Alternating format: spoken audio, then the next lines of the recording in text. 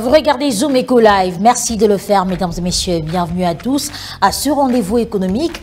Au cours de ce magazine, nous ferons un focus sur l'évolution des produits de base en République démocratique du Congo à fin août 2025. Nous parlerons également de cette adhésion de la RDC au groupe anti-blanchiment de l'Afrique orientale et australe. Mais tout d'abord, prenons les nouvelles en bref et on se retrouve tout juste après pour la suite. Les industries minières de la République démocratique du Congo ont produit 41 721 tonnes de cobalt, selon le résumé statistique publié par la Banque centrale du Congo. Cette production a été assurée par les partenaires de la GECAMIN, la Société minière internationale. Pour mettre en perspective ce chiffre, on note qu'au 31 décembre 2024, la production nationale cumulée de cobalt s'élevait à 198,777 tonnes. En février 2025, le gouvernement congolais a mis en place une interdiction temporaire des exportations de cobalt pour 4 mois via la RECOMS, Autorité de régulation de contrôle de substances minérales stratégiques. Cette mesure visait à contrer une offre excédentaire sur le marché mondial et à soutenir les cours au plus bas depuis 9 ans. Et puis, au premier trimestre de l'année 2025, la République démocratique du Congo a enregistré une légère baisse par rapport à son niveau de production des diamants à la même période en 2024. D'après le condensé d'informations statistiques de la Banque centrale du Congo, la production des diamants est évaluée à hauteur de 1,919 millions de carats durant les 90 premiers jours de l'année en cours. En analysant le prix moyen d'un carat de diamant sur les marchés internationaux, cette production générerait les recettes de l'ordre de 20,8 millions de dollars américains. D'après le même document de la Banque centrale du Congo, la production industrielle au cours de cette période s'est établie à hauteur de 761 000 carats contre 2,790 millions de carats enregistrés à fin décembre de l'année dernière. Par contre, la production artisanale, qui a fait mieux que l'industrielle au cours de cette période, a atteint le volume d'1,158 millions de carats contre 6,451 millions de carats au cours de la même période en 2024. Poursuivons avec ce classement de la République démocratique du Congo au 17e rang des pays africains où l'alimentation saine est la moins chère, avec un coût moyen de 3,5 $ américains par jour et par personne, selon le rapport 2024 de l'Organisation des Nations Unies pour l'alimentation et l'agriculture. Ce classement, calculé en parité de pouvoir d'achat, repose sur le coût minimal pour acquérir localement une combinaison d'aliments couvrant les besoins nutritionnels journaliers 2330 kcal, incluant les produits de base tels que les féculents, les fruits, les légumes secs et les protéines animales. Pour la RDC, ce coût de 3,5 $ américains semble théoriquement accessible, mais il reste hors de portée pour une majorité de la population, dont 73,5% vit avec moins de 2,15 $ américains par jour. Clôturons ces nouvelles en bref avec cette information. Amar Misr, un promoteur immobilier égyptien, a récemment annoncé un projet touristique ambitieux sur la côte de la mer Rouge baptisé Marassi Red Sea, en partenariat avec des investisseurs saoudiens et émiratis. Ce projet d'une valeur estimée à 18,6 milliards de dollars américains, environ 900 milliards de livres égyptiens, a été officialisé lors d'une cérémonie en présence du Premier ministre égyptien. Place à présent à la rubrique chiffres clés avec Judith Unamaka qui nous revient sur l'évolution des produits de base en République démocratique du Congo à fin août 2025. Elle fera son entrée juste après ceci.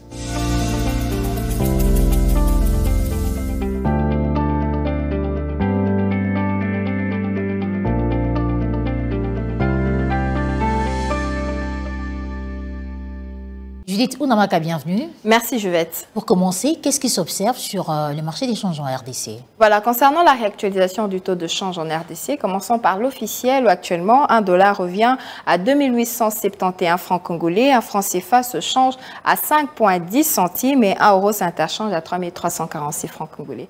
Maintenant, prenons le cas du marché parallèle, nous sommes focalisés particulièrement à Willory et dans ce lieu circonscrit comme cible, un dollar vaut 2850 francs, un franc CFA se change à 5,20 centimes et 1 euro se troque à 3350 francs congolais. Alors, quelle a été l'évolution des prix des produits de base, notamment les produits miniers à fin août 2025?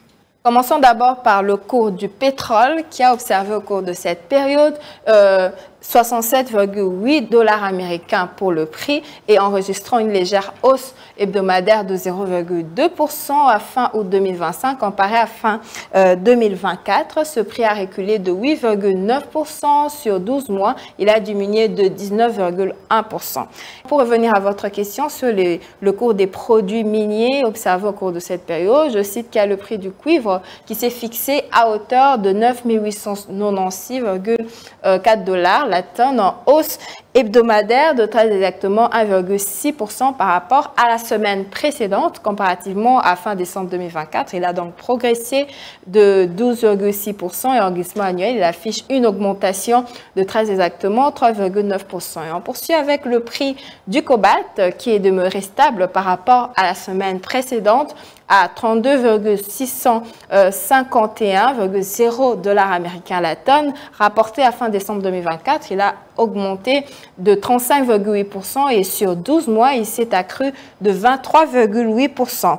Et on chemine encore avec un autre produit minier, il s'agit du prix de l'or qui s'est établi à hauteur de 3 465,3 $ l'once, une hausse hebdomadaire de 3,8% soutenue par les anticipations justement de baisse des taux d'intérêt de la Fed et justement d'une demande mondiale robuste. Et comparativement à fin 2024, ce prix a progressé de 31,3% et en glissement annuel de 44,0%. Judith Ounamaka, qu'en est-il des produits agricoles durant la même période? Concernant les produits agricoles, je cite qu'il y a le prix du riz qui s'est fixé à hauteur de 266,5 $ la tonne en hausse hebdomadaire de 1,6% en raison des conditions climatiques qui sont les suivantes, défavorables et justement du relèvement de la taxe à l'exportation du riz au Vietnam. Comparativement à fin 2024, son prix a dégraissé de 13,9% et sur 12 mois, il a observé 18,4%. On finit avec le blé et le maïs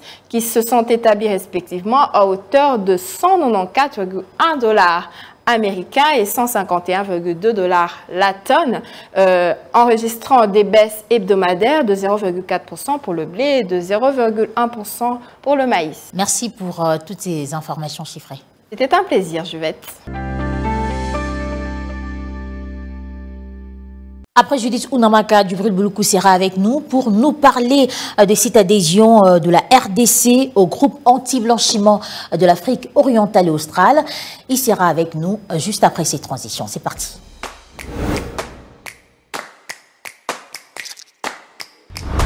Djibril Bouloukou, bienvenue. Merci Juvette. Et Sam Lag, la RDC fait son adhésion officielle, c'est la thématique que nous abordons avec vous. Alors dites-nous, que bénéficiera la République démocratique du Congo en adhérant au groupe anti-blanchiment de l'Afrique orientale et australe? Avant de répondre à votre question, il est important de préciser ici que l'adhésion de la République démocratique du Congo au groupe anti-blanchiment de pays de l'Afrique orientale et australe fait partie des stratégies et efforts mis en place par le gouvernement congolais justement pour sortir le pays de la liste grise et du GAFI. Et grâce à cette adhésion, la République démocratique du Congo bénéficiera d'une participation active au mécanisme d'évaluation mutuelle entre États membres, essentiel pour enligner les pratiques nationales aux standards du GAFI, d'un renforcement des capacités opérationnelles des institutions nationales en charge de la lutte contre la criminalité financière, d'un accès facilité au réseau de coopération inter-agences et aux cellules de renseignement financier des États membres, ainsi que d'une implication directe dans l'élaboration et l'harmonisation des politiques régionales de lutte contre le flux financier illicite et la criminalité transnationale. Parlons à présent des objectifs. Quel est le but poursuivi derrière cette adhésion? Alors, les objectifs poursuivis par la République démocratique du Congo ne sont rien d'autre que renforcer la capacité ou la crédibilité de son système financier, et lutter efficacement contre le flux financier illicite et se conformer aux normes internationales de lutte contre le blanchiment des capitaux.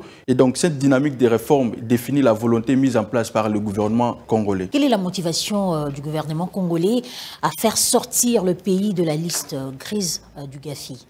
Alors, il faut se rappeler ici que depuis octobre 2022, que la RDC a été classée sur la liste grise du GAFI. Depuis lors, 23 actions ont été arrêtées pour renforcer les dispositifs congolais de lutte contre les blanchiments des capitaux et le financement du terrorisme, parmi lesquels 13 sont déjà traités, soit un taux de réalisation de 56,52%, 8 sont partiellement traités, environ 34,78%, et 2 ne sont pas encore traités, estimé à 8,7%. Pour cela, depuis plusieurs mois, le gouvernement congolais s'active avec beaucoup de réformes dans le but justement de sortir le pays de la liste des grises du GAFI, parmi lesquelles la modernisation de son cadre juridique et institutionnel, le renforcement des capacités de la CENAREF, l'amélioration de la synergie entre les parties prenantes nationales indiquées dans la lutte contre le blanchiment des capitaux, le financement du terrorisme et la prolifération des armes de destruction massive.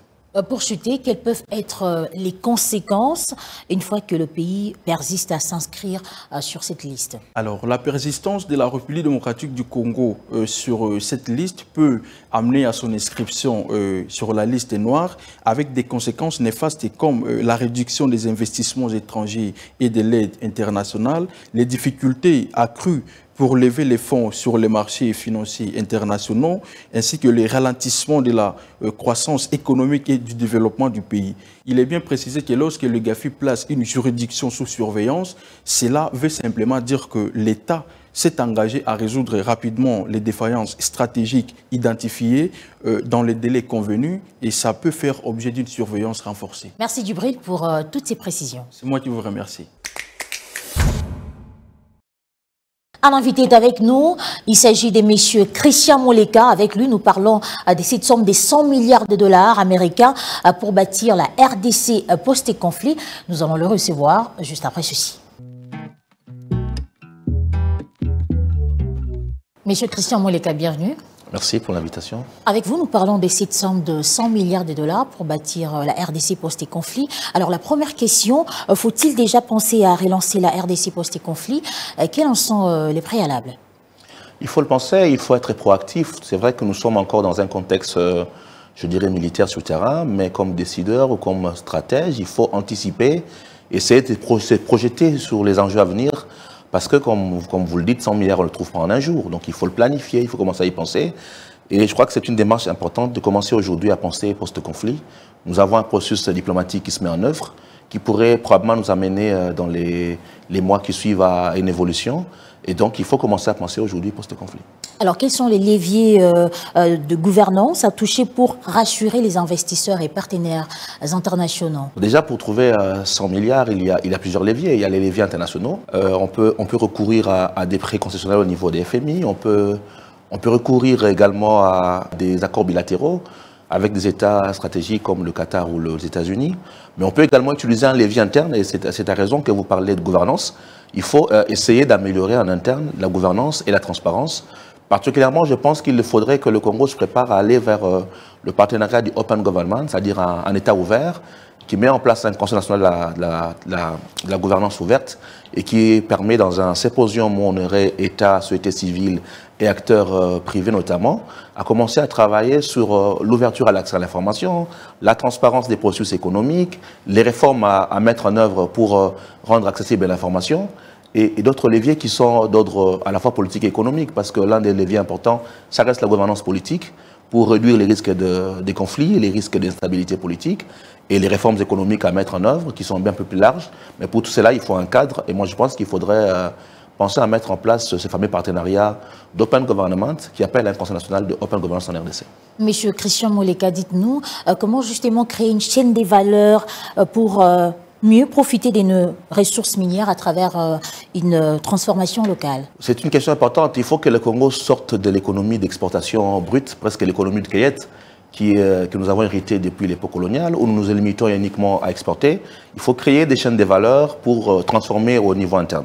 Mais puisque parler du secteur minier, aujourd'hui par exemple, avec la batterie électrique, le Congo peut jouer un rôle important en créant, je dirais, un processus de valorisation intermédiaire, notamment avec la pile.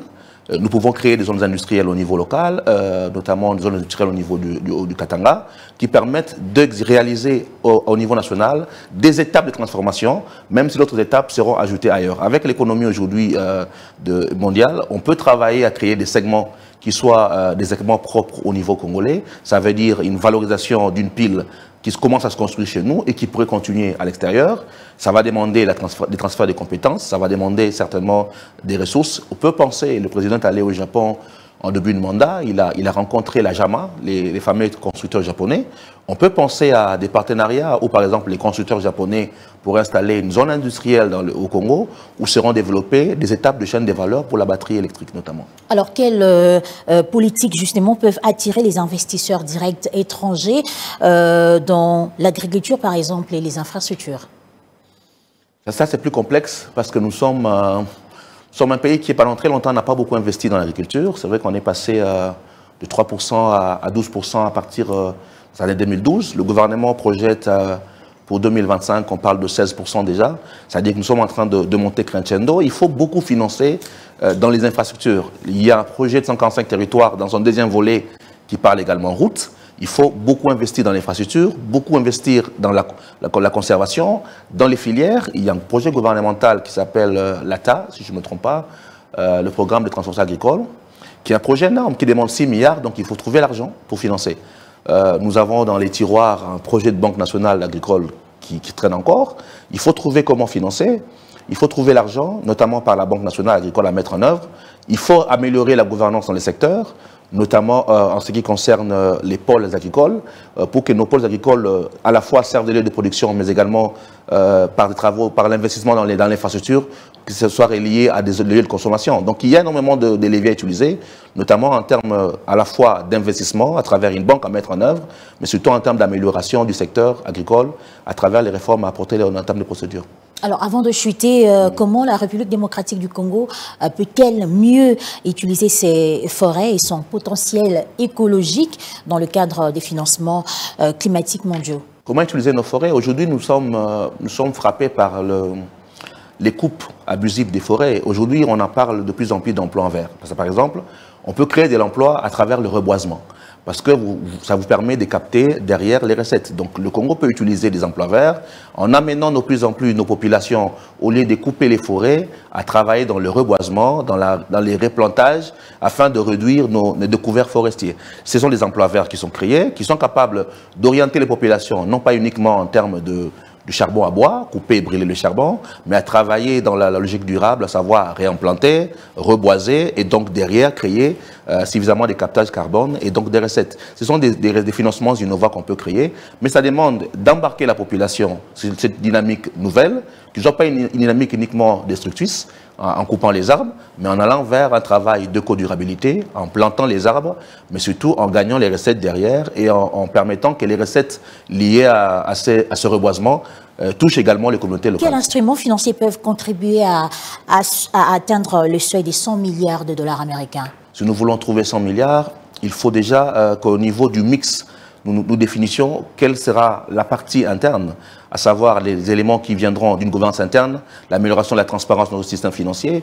Le gouvernement parle aujourd'hui de la facture normalisée, qui fait partie des procédures de digitalisation pour mieux organiser les recettes internes. Quelles sont les parties qui relèveront des accords internationaux à travers des prêts concessionnels et quelles seront les parties qui viendront des accords bilatéraux. C'est sur base de mix-là qu'on peut avoir le 100 milliards. Après, d'un point de vue interne, il faut continuer la réforme fiscale. Il faut continuer à digitaliser et à renforcer en capacité l'administration fiscale. Il faudrait continuer à élargir l'assiette fiscale et surtout, il faut travailler à renforcer, je dirais, la culture fiscale. Nous sommes dans un pays où très peu de Congolais contribuent à l'assiette fiscale et si nous voulons avoir beaucoup plus de contribuables, il faut travailler une appropriation de développement par l'éducation, par un dialogue fiscal pour que nous ayons cette culture de contribution et que nous dépendions davantage des mobilisations internes que des prêts qui ont pour conséquence de nous amener vers l'endettement peu maîtrisable. Monsieur Christian Moleka, merci d'avoir répondu à notre invitation. C'est moi qui vous remercie. Mesdames et messieurs, poursuivons ce magazine avec cette information au nom du directeur général de la DGI, Espérant Kabongo, coordonnateur national de l'ASBL Les Amis de Barnabé Mouakadi, a remis samedi 6 septembre 2025 un lot d'environ 3500 kits scolaires au collectif cellulaire de l'UDPS à Lupène, dans la commune de Ngalema. Témoin de l'événement, Solange Tomba. En cette période des rentrées des classes, plusieurs parents éprouvent d'énormes difficultés pour couvrir les besoins en fourniture scolaire. En tant que cadre de l'UDPS, Barnabé Mouakadi Mwamba a entendu les cris d'alarme des parents d'élèves de sa base. Ce don remis à ce jour est constitué des cahiers, des sacs, des lattes, des stylos, des crayons, ainsi que de plusieurs autres objets classiques, et cela vient à point nommé.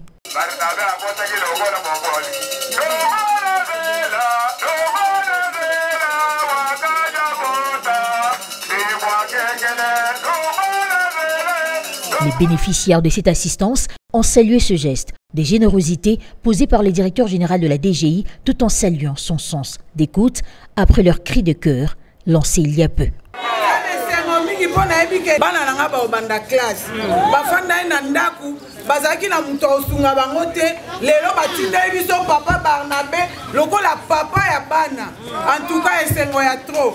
que eloko o déjà sali? Ezali oyo a touché motema na nzambe te. Et puis abibisi nzambe mulinga na solo na yango nzambe wana.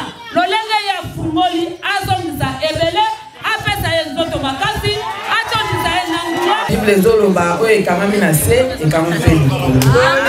Abedi lokola biso batunase esepeli na geste oyo ya salisa bedi nzambe asepeli na ngo. Voilà pourquoi au nom de la Sénégal, nous merci beaucoup. Na DG na biso, Zambé a pambolaye, à sala de sous et belé kolega oyo. À son tour, le coordonnateur national Espérant Kabongo a lancé un message de soutien et de l'unité autour du président de la République, ainsi qu'au directeur général de la DGI, Barnabé Mwakadi Mwamba, qui fait la fierté du parti présidentiel. À travers cet acte philanthropique, Barnabé Mwakadi a voulu aider les parents à envoyer leurs enfants à l'école. Plusieurs autres actions sont prévues par l'ASBEL, les Amis des Barnabé Mwakadi, dans d'autres districts de la ville-province de Kinshasa, et ce, dans les prochains jours. Suivez-moi tous les jours à travers Zoom Wende sur Zoom Eco Live. Abonnez-vous sur notre chaîne YouTube. Zoom Eco Live, la référence de l'actualité économique en RDC. À présent, nous allons prendre la rubrique Zoom Wednesday avec Naomi Kandé qui nous parle des prix des fruits et légumes au mois de septembre 2025 dans la capitale Kinshasa. Regardez.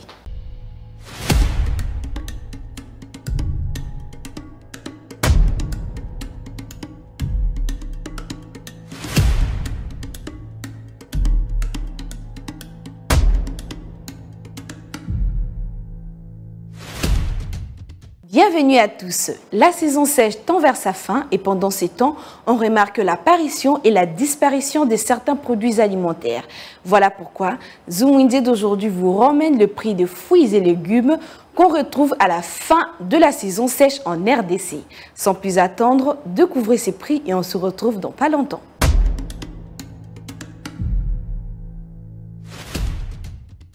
Débutons notre marché du jour avec le prix des légumes qui apparaissent au mois de septembre. Pour une botte de patates douces, cela revient à partir de 3 500 francs. Le zignam de manioc s'est fixé au prix de 3 000 francs par botte. Une botte d'épinards coûte 2 000 francs actuellement. Poursuivons notre marché avec le prix de fruits qui font leur apparition au mois de septembre. Pour un ananas entier, le prix commence à partir de 5 000 francs actuellement. Vous avez également la possibilité de vous procurer des morceaux d'ananas à partir de 1 000 francs par morceau. Une botte de banane revient à partir de 1 000 francs. Avec 500 francs, vous pouvez également vous procurer un citron. Enfin, une tomate se vend actuellement à 300 francs et 400 francs par tomate. Toujours au même endroit, vous pouvez vous procurer une botte de tomates qui varie entre 2 000 francs et 15 000 francs à Kinshasa.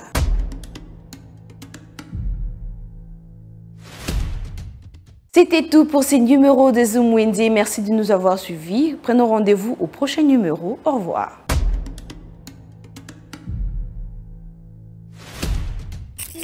Les rendez-vous économiques, c'est dans l'agenda sur Zoom Eco Live. Abonnez-vous sur notre chaîne YouTube.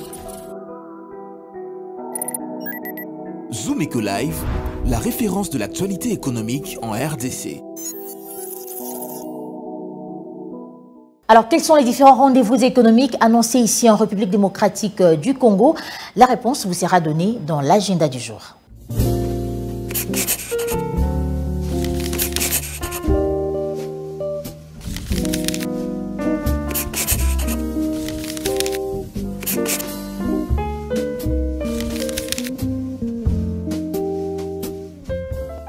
Bienvenue à l'agenda, voici les rendez-vous économiques. La 4e édition de la foire commerciale intra-africaine est prévue du 4 au 10 septembre 2025 en Algérie. Axée sur les thèmes l'Afrique à l'heure du business et de l'innovation. Notons à présent que la rencontre de l'intelligence économique des défenses réunira pour une première fois tous les professionnels de l'intelligence économique du secteur de la défense le 10 septembre 2025 à Paris et mettra un accent particulier sur l'industrie des défenses et l'intelligence économique en action. À notre rendez-vous à prendre, il s'agit cette fois-ci de Matrim Africa édition 2025 qui se déroulera au Togo du 10 au 12 septembre de l'année en cours et abordera le thème ci-après, un avenir bleu rayonnant en Afrique. Et pour finir, parlons de After Work, une nouvelle session qu'organise la Chambre de commerce et d'industrie franco-congolaise le 19 septembre prochain à Kinshasa avec comme thème dépasser les obstacles, l'innovation comme réponse aux enjeux de croissance. Merci de nous avoir suivis. Au revoir.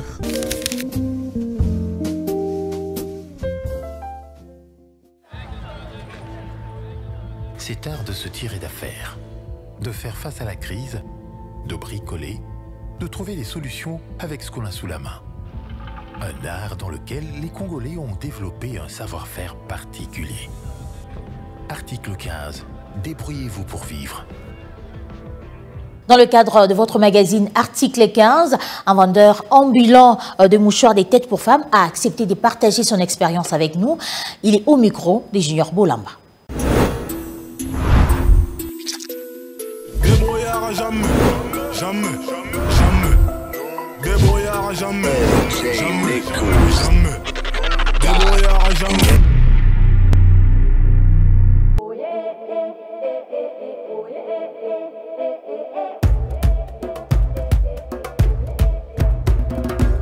Bana musala oyo ça fait déjà 2 ans. Natekaka bitambala oyo bomona ezali kopi nanga oyo nalelaka oyo ebokolaka ngai ntango nyonso mpe nalukaka na kopi oyo.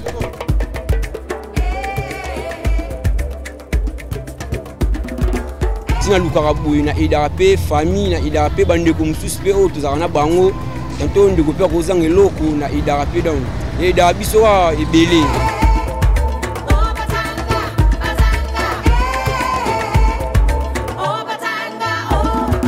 Eza mosala moko boye nasepelaka nango ndanga tout d'abord mpona kosala yango parce que eza na bavantage ebele epesaka nga mbongo nasalaka babesoin nanga oyo naza nango parce que nalingi kovanda teke nazala paresse.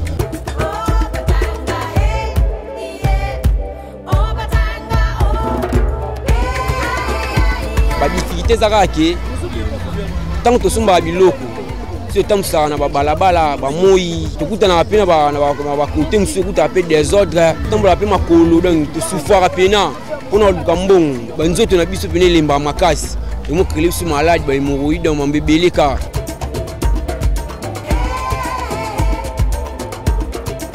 eloko anga na osenga na gouvernement congolais basunga biso bajeune parce que biso bajeune ebele totanga me sosi baklasse misala pene ezali te ata misala ya grave pene babiro te me bakokrele biso ata bausine ata bacompagnie pour ke biso bajeune boye tosala nesi boye toteka bafula na banzela baminimizaka biso tanto bamonaka biso totanga te me toya bato totangi. Alors tosengaka na gouvernement asunga biso batila biso bamisala ata ya maboko ezaka misala oyo biso bajeune fe tosala.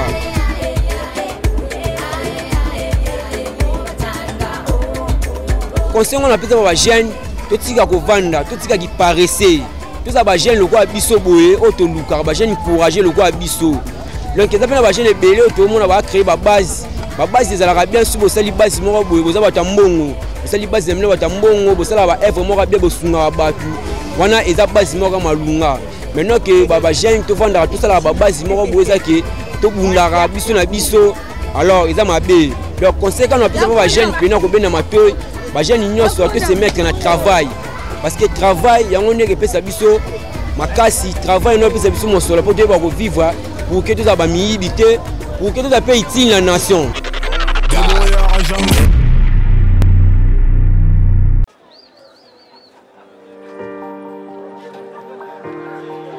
Dans les détails du marché, nous avons appris à vous connaître, à vous comprendre et vous apporter plus de lumière. Désormais, avec vous, c'est parti pour un voyage de rêve vers une destination meilleure. Ensemble, découvrons le civisme fiscal et la bonne gouvernance dans la gestion de la Res Publica grâce au décryptage de l'actualité économique du pays avec des chiffres clés. Avec une équipe de professionnels, découvrez le quotidien des Congolais en exclusivité à travers des dossiers et analyses approfondies. Zoom-Eco TV, la référence de l'actualité économique en RDC. Et voilà, c'est la fin de ce magazine Zoom-Eco Live. Mesdames et messieurs, merci à vous de l'avoir suivi et à la prochaine.